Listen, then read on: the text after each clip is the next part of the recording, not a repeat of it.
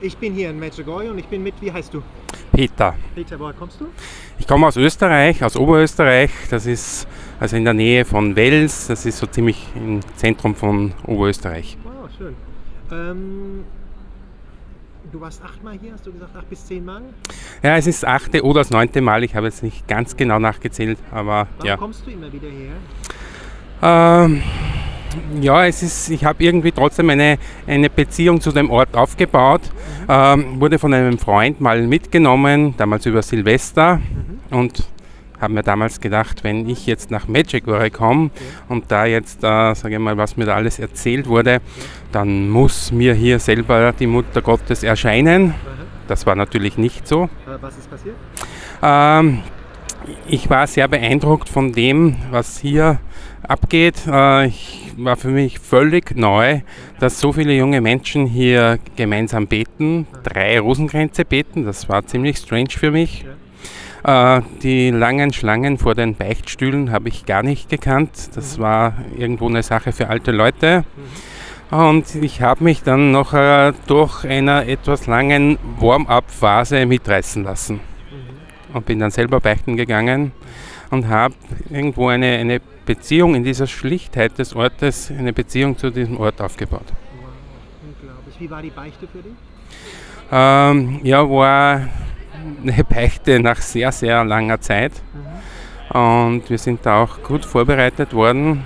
Und ja, ich habe es sehr intensiv erlebt. Wow, war es befreiend? Wie war es für dich damit? Ja, es war sehr befreiend, aber es war jetzt auch nicht so, dass jetzt damit ich das völlige Bekehrungserlebnis hatte. Nein, das war es nicht, aber doch ein sehr tiefes Erlebnis. Du bist hier mit deiner Frau, betet ihr den Rosenkranz zusammen? Oder? Ja, wir haben auch 2 kleine Kinder, die beanspruchen auch sehr viel Zeit, aber wir versuchen schon immer gemeinsam zu beten, auch eine gemeinsame Gebetszeit, vor allem am Abend zu haben und auch Gebet vor den Mahlzeiten ist uns sehr wichtig. Einen ganzen Rosenkranz schaffen wir es nicht, wir sind froh, wenn wir ein Gesetzchen schaffen. Und es gibt viele Leute hier, die suchen einen Ehepartner. Wie würdest du sagen, wie habt ihr euch gefunden? Wie kann man sich finden? Was würdest du denn sagen? Ja, ich sag mal so, bei uns war es sehr spannend. Wir haben uns gemeinsam getroffen bei so einem Jugendtreff eines Benediktinerklosters, Stift Kremsmünster, bei uns in der Nähe oder bei mir in der Nähe. Irgendwie ist es doch ein Stück weit her und ist auch daher gekommen. Ja, und ich habe meine Frau, meine heutige Frau, das erste Mal dort gesehen. Das zweite Mal dann getroffen beim Pfingstkongress der Lorettos in Salzburg. Da haben wir schon wenige Worte gewechselt. Und das dritte Mal dann gesehen beim Weltjugendtreffen in Madrid. Wow, schön. Und da haben wir dann ein bisschen mehr geplaudert und uns dann auch irgendwo die Kontaktdaten ausgetauscht und uns dann ab dem Zeitpunkt regelmäßig getroffen. Ja, wunderschön. Und was würdest du sagen, was ist das Geheimnis für eine schöne Beziehung und Partnerschaft? Ich meine, das ist die andere Frage, wie hält man eine schöne Beziehung aufrecht?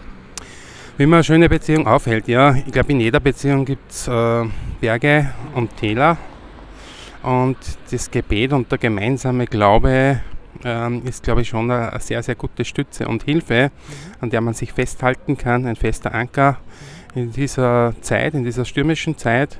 Und das ist doch auch für uns ein ganz wichtiger Halt geworden. Und du bist hier in Medjugorje, um wieder zurückzukommen zu Medjugorje. Was ist dein Lieblingsort? Hier hast du der Kreuzberg, Erscheinungsberg, die Kirche. Was ist für dich am schönsten? Ja, es gibt mehrere Orte, die mir hier sehr gefallen. Ich persönlich habe eine ganz gute Beziehung auch zu diesem kleinen Platz vor der Kirche, wo diese Mutter-Gottes-Statue steht, weil da habe ich auch vor langer, langer Zeit einmal um einen guten Ehepartner gebetet. Und ja, da kehre ich immer wieder gern zurück und sage auch Danke. Habe ich auch jetzt schon gemacht. Und ansonsten, ja, es ist einfach eine Fülle von Eindrücken und positiven Eindrücken, die mich da auch prägen und die mich stärken. Du sagst, der Glaube hält euch zusammen oder ist eine Stütze in der Ehe.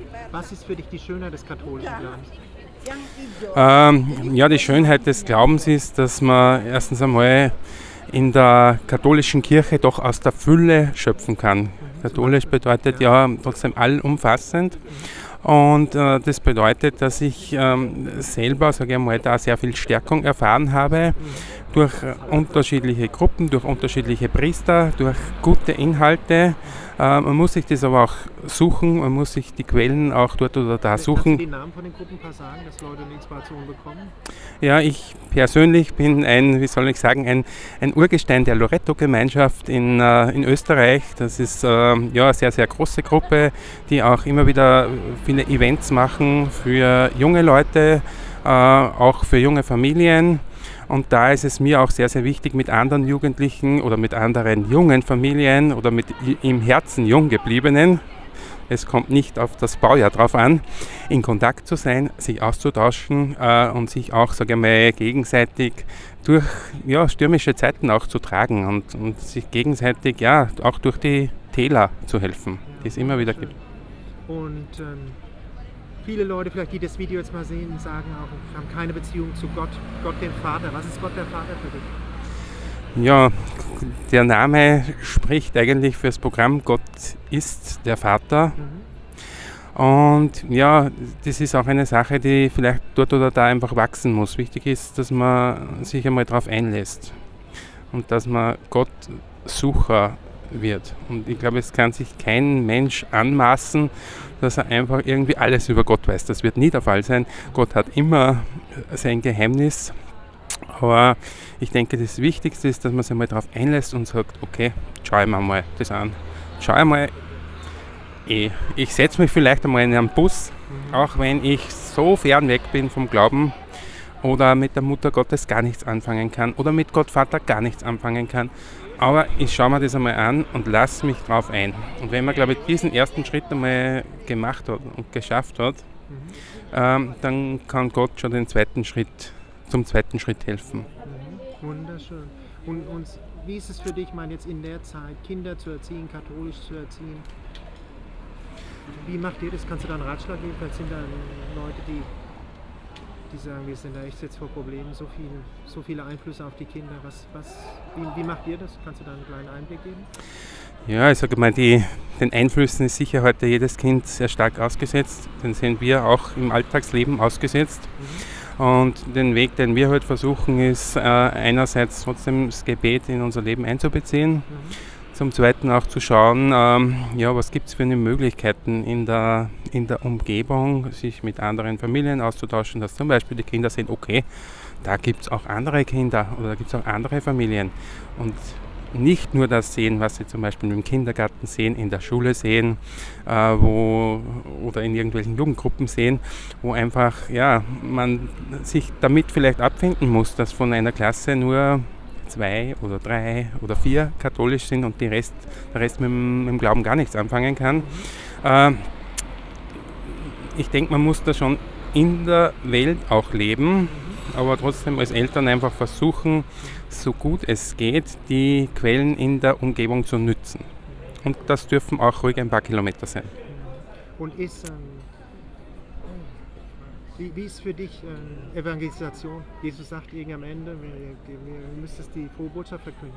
Wie siehst du das? Kannst du Leute inspirieren? Was kann man machen? Evangelisation ist eine Steilvorlage, auch für mich persönlich, wo ich mir auch immer wieder schwer tue, so ein bisschen aus meinem Schatten rauszugehen und über den Glauben zu sprechen oder über Gott zu sprechen oder auch nur, sage ich mal, über eine andere Meinung zuzulassen. Aber was ich gemerkt habe, wenn ich mich oft mal trotzdem überwunden habe, dann verlaufen Gespräche oft ganz anders als vorher befürchtet und erwartet. Und das hat mich auch immer wieder sehr gestärkt und gibt mir doch auch immer wieder Mut, mich zu überwinden und doch das eine oder andere anzusprechen oder mal nicht so stehen zu lassen. Wunderschön. Und als letzte Frage ist, was ist speziell von Medjugorje? Warum sollten vielleicht Leute mal hierher kommen? Was würdest du denen sagen? Ein Satz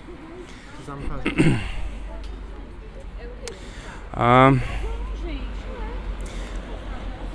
Es ist ein Ort, wo man Gott in der Schlichtheit entdecken kann, an der Hand der Mutter Gottes, wo man für sich und sein Leben doch eine Richtungsänderung bekommen kann oder wo man einfach auch die Liebe ins Herz gelegt bekommen kann. Liebe der Mutter Gottes, Liebe Jesu Christi, Liebe des Vaters und das Ganze unterstützt und begleitet vom Heiligen Geist. Danke sehr für dieses schöne Interview. Ja, gerne.